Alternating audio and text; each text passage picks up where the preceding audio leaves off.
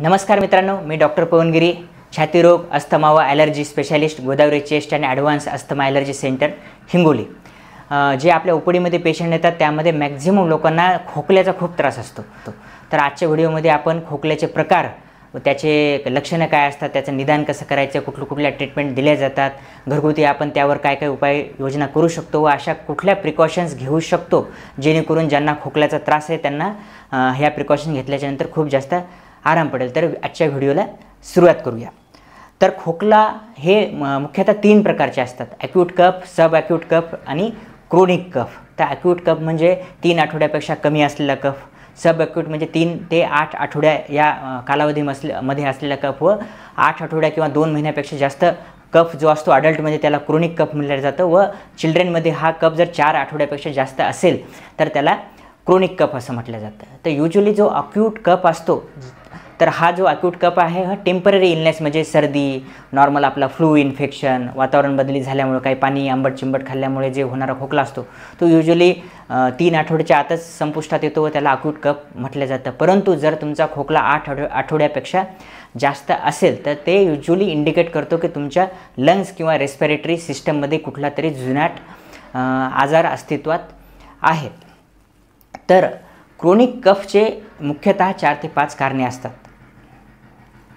त्यामध्ये एक की क्रोनिक रेस्पिरेटरी इलनेस जसं की अस्थमा, ज्यामध्ये तुमच्या फुफ्फुसावर सूज असते, तुमचे एअरवेज जे सेन्सिटिव्ह असतात व त्यामुळे तुम्हाला ॲलर्जन्स किंवा याच्या संपर्कात आले की खोकला येतो। दुसरा हे म्हणजे गॅस्ट्रो इसोफेजियल रिफ्लेक्स डिसीज, ज्यामध्ये तुमच्या पोटामधील जे पित्त असतं ते वापस तुमच्या अन्ननलिकेत घशामध्ये आल्यामुळे तुमचे जे थ्रोट किंवा तुमचे जे रेस्पिरेटरी जे पॅसेज आहे तो इरिटेट झाल्यामुळे तुम्हाला खोकला येतो। थर्ड म्हणजे पोस्ट निझल ड्रिप किंवा अप्पर कफ एअरवे सिंड्रोम, सध्या त्याला असं नवीन नाव बदललेलं आहे। तर अशामध्ये तुमच्या नाकामधील जे असलेलं जे म्युकस आहे तो खाली घशामध्ये आल्यामुळे तुम्हाला वारंवार थ्रोट इरिटेशन होतं व खोकल्याचा त्रास होतो। क्रोनिक जे स्मोकर्स आहेत, ज्यांना क्रोनिक ब्रॉन्कायटिस किंवा शिवपुडी आहे, अशा लोकांना जे स्मोकिंगचं जे गॅसेस आहेत किंवा जे इरिटंट आहेत अशा गोष्टीमुळे तुमचे जे श्वसन नलिका आहे त्या इरिटेट होतात, रेस्पिरेटरी सिस्टीम तुमची डॅमेज होते व त्यामुळे हे खोकल्याचा त्रास उद्भवतो। व शेवटचा व काही वेळेस तुमच्या फुफ्फुसामध्ये जे गंभीर आजार आहेत अशा अंडरलाईन गंभीर आजाराचंही खोकला एक लक्षण असतं, जसं की lung cancer, severe infection, pneumonia, TB, COPDचे आजार किंवा काही हार्ट फेल्युअरच्या पेशंटमध्ये सुद्धा तुम्हाला जुनाट खोकला हा प्रामुख्याने दिसून येतो। व कधीकधी कफ बरोबर काही वॉर्निंग साईन्स असतील, जसं की खोकल्याबरोबर तुम्हाला चेस्ट पेन होत असेल, तुम्हाला दम लागत असेल, तुमच्या छाती गच्च होत असेल, तुमचं वेट सडन खूप लॉस होत असेल किंवा तुम्हाला तुमच्या बेडक्यामध्ये रक्त येत असेल किंवा लाल कलरचा कफ येत असेल तर ह्या जे वॉर्निंग साईन आहे अशा जे साईन आहेत हे इंडिकेट करतात की तुम्हाला सिव्हिअर रेस्पिरेटरी काहीतरी प्रॉब्लेम आहे। अशा वेळेस तुम्ही लवकरात लवकर तुमच्या डॉक्टरांना कन्सल्ट करायचं असतं। तर युजली कफ जो आहे त्याचं निदान करण्यासाठी युजली आपण एकतर मेडिकल एक्झामिनेशन करतो व काही टेस्ट करतो। तर जर जुनाट जो कफ असतो त्याच्याबरोबर असणारे जे असोसिएटेड सिम्पटम्स आहेत त्यावरूनही आपल्याला थोडाफार अंदाज लागतो की हा जो कफ आहे हा कुठल्या अंडरलाईंग रेस्पिरेटरी प्रॉब्लेममुळे असू शकतो। जसं की अस्थमा रिलेटेड जर किंवा ॲलर्जी रिलेटेड जर कफ असेल तर खोकल्याबरोबरच पेशंटला विझिंगमध्ये घशातून सुई घरघर आवाज येणे, छाती गच्च होणे, युजली रात्री किंवा अर्ली मॉर्निंग त्रास जास्त होणे, सीझननुसार त्रास कमी जास्त होणे अशी लक्षणं दिसून येतात। गर्ड्सशी रिलेटेड खोकला असेल तर पेशंटला अपचनाचा त्रास असतो, त्यांच्या जे टेस्ट जे असते त्यांना आंबट टेस्ट लागते, त्यांना जेवण केल्याच्यानंतर किंवा फ्लॅट झोपल्याच्यानंतर त्यांचा खोकल्याचा त्रास जो आहे तो वाढत असतो। स्मोकिंग किंवा क्रोनिक ब्रॉन्कायटिस जे आहे तर त्या पेशंटला कफ बरोबर खूप जास्त प्रोडक्टिव्ह कफ असतो। युजली हा त्यांचा cough more than 3 months for 2 consecutive year असतो। स्मोकिंगची किंवा काही टॉक्झिक गॅसेस किंवा इरिटंट जे आहे जसं धूळ वगैरे याचा संपर्क खूप जास्त असल्याची हिस्ट्री मिळते। पोस्ट नेझल ड्रीप शी रिलेटेड असणाऱ्या कफाला युजली सर्दी असते व त्यांना रिकरंट घशात काहीतरी अटकल्यासारखं फिलिंग येत असते। तर आणि जे बाकीचे जे गंभीर आजार आहे जसं हार्ट फेल्युअर आहेत अशा पेशंटमध्ये तुम्हाला पायावर सूज दिसते। लंग कॅन्सरच्या पेशंटमध्ये वेट लॉस किंवा तुमच्या थुंकीमध्ये कधी जर हिस्ट्री विचारली तर रक्त आल्याची हिस्ट्री मिळते।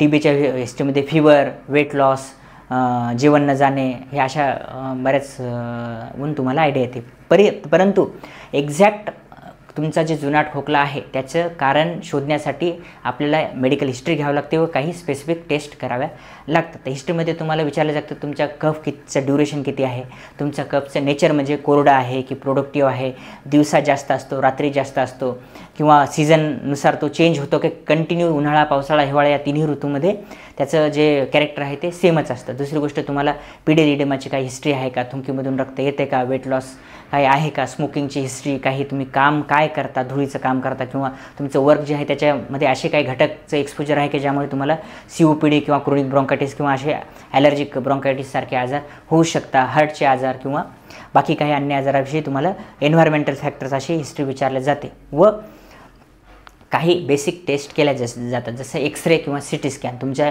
जे फुफ्फुसाचा लंग पॅरेन्काइम आहे तो बघण्यासाठी इन्फेक्शन आहे का किंवा काही आहे हे बघण्यासाठी एक्सरे किंवा CT स्कॅन केल्या जातं. काही ब्लड टेस्ट केल्या जातात. जर तुम्हाला तुमचा जे खोकला आहे त्यामध्ये तुम्हाला अस्थमा किंवा ॲलर्जीची तुम्ही सस्पेक्ट करत असाल तर एक्सरेबरोबरच तुम्हाला इम्पल्स ऑसिलोमेट्री किंवा स्पायरोमेट्री केल्या जाते.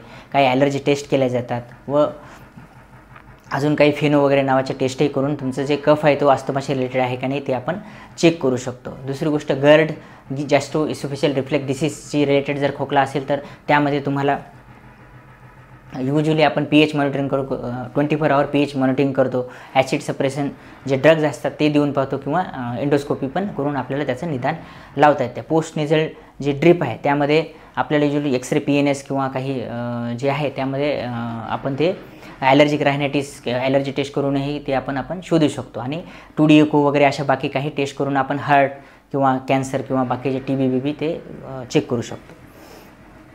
तर याच्या ट्रीटमेंटमध्ये युजली जर अस्थमाशी रिलेटेड जर जुनाट खोकला असेल तर युजली ब्रॉन्कोडायलेटर किंवा इन्हेलर दिल्याने तुमचा कफ रिलीव्ह होऊ शकतो. GERDमध्ये ॲसिड सप्रेसिंग ड्रग्स जसे अँटासिड, त्याचबरोबर डायटरी चेंजेस, तुमचं वेट लॉस जर तुम्ही केलं तर जेवणाच्या नंतर तुम्ही झोपायचं नाही, अशा काही थोड्याफार गोष्टी केल्या तर तुमचा जो कफ आहे तो कमी होतो. क्रोनिक ब्रॉन्कायटिस किंवा बाकीचे जे COPDमध्ये आहे तर स्मोकिंग बंद करणे, धूळ आणि धूर याच्यापासून लांब राहणे व काही ब्रॉन्कोडायलेटर्स जे पंप वगैरे इनेल आहे त्यानेही तुमचा कफ रिलीव्ह होऊ शकतो. पोस्ट नेझल ड्रीपमध्ये डिकंजेस्टंट, अँटीहिस्टॅमिनिक्स किंवा स्टेरॉइडचे जे नेझल स्प्रे वापरल्याने तुम्हाला रिलीव्ह भेटते. त्याचबरोबर एन्व्हायरमेंटल फॅक्टर जसं की धूर यांच्यापासून लांब राहणे, व्हेंटिलेटेड जिथं हवा खेळती राहते अशा ठिकाणी राहणे व तीही जो तुमचा एरिया आहे ते धूर आणि इरिटंट जे काही गॅसेस आहेत, स्ट्रॉंग स्मेल याच्यापासून ते नसले पाहिजे. अशा गोष्टी केल्यानेही तुमचं जे जुनाट खोकला आहे त्या बऱ्यापैकी कमी होऊ शकतो. याचबरोबर जर काही वॉर्निंग साईन असतील जसं तुम्हाला चेस्ट पेन असेल, दम लागत असेल जुनाट खोकल्याबरोबर, खूप जुनाट खोकला असेल, हिस्ट्री असेल TBची वगैरे किंवा तुम्ही काही तुमची स्मोकिंगची हिस्ट्री असेल तर अशा कंडिशनमध्ये काही सिव्हिअर अंडरलाईंग तुमचं फुफ्फुसाचा आजार आहे का नाही हे करण्यासाठी एक ब्रॉन्कोस्कोपी नावाची नॉन इन्व्हेजिव्ह टेस्ट असते, तीही युजली केल्या जाते.